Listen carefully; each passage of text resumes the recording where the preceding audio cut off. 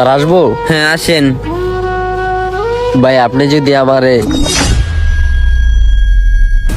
ভাই আপনি হ্যাঁ আমি, বলো। ভাই আপনি তো ভাই আমার বাপের আপন চাস্তো ভাইয়ের পোলা।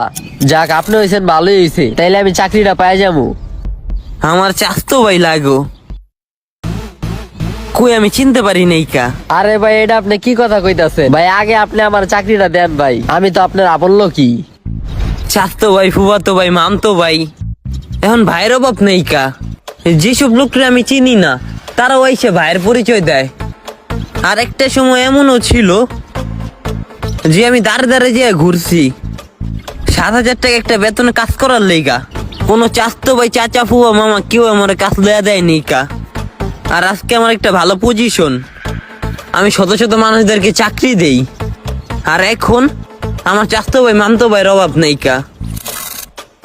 আমার এখন চাস্তো ভাই মামতো ভাইয়ের প্রয়োজন নেই, আমার লাগবে যোগ্যতা। ভাই আপনারা সত্যি কথাটা কই, যোগ্যতাটা আমার একটুখানি কম আছে।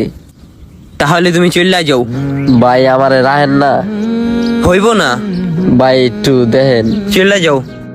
চাচা ফুবা তো ভাইরা 10 টাকার কাম ভাও করে দেয় নাই, কারণ আমি সচ্ছল ভাবে চলতে পারবো। আর আজকে আমার ভালো পজিশন, তারা এসে আমার কাছে যোগ্যতা ছাড়া চাকরি খুঁজে।